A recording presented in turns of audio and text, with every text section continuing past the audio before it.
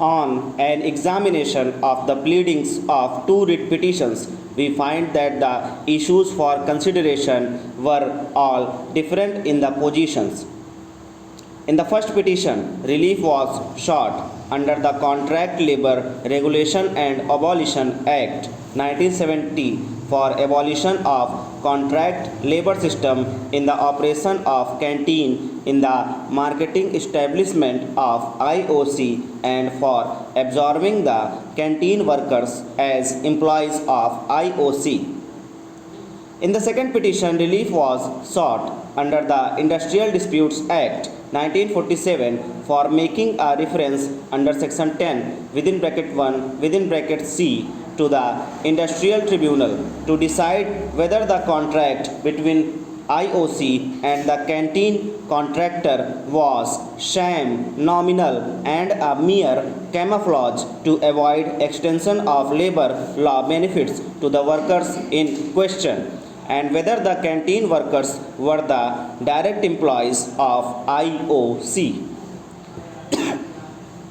The assumption that the appellant had taken inconsistent stands in the two writ petitions is not correct. Even in the first writ petition, the appellant had contended that though the contractors changed from time to time, the workers in the canteen remained the same with continuity of service, that IOC had mala fide and illegally kept the workers as contract labor in order to keep them in a permanent state of insecurity and to deny them the wages and privileges available to permanent workers, that IOC was actually controlling and supervising the canteen, and that only as a camouflage the contractor was shown as running the canteen to create a pretense that the workmen of IOC were the workers of the contractor, when in fact they were the employees of IOC. In short, the appellant had contended that the contract was sham and a camouflage to avoid extending benefits of regular employees to the canteen workers. Therefore, the High Court committed a serious error in assuming that in the first writ petition, the appellant had conceded that the contract between the IOC and the canteen contractor was valid and genuine, and that in the second writ petition, the appellant had taken a contrary stand that the contract was sham and a camouflage. The stand of the appellant and the workers was always consistent, but before the decision of a constitution bench of this court in Steel Authority of India Limited versus National Union Waterfront Workers 2001-7 SCC 1.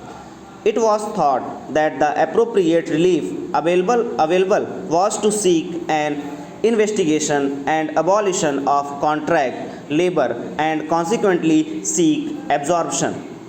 Therefore, the prayer was made in the first petition. This court held that even if there was an order under section 10 of the Act prohibiting contract labor in any process or operation, there would be no automatic absorption of the contract labor by the principal employer. It was also held that it is always open to the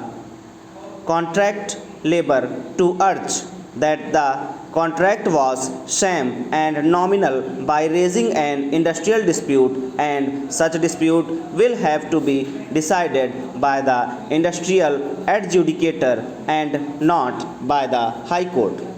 When it became clear after the Constitution Bench decision that if the case of the workman is that the contract between the principal employer and the contractor was sham and merely a camouflage to deny benefits to the workers, then they could raise a dispute and approach the industrial adjudicator.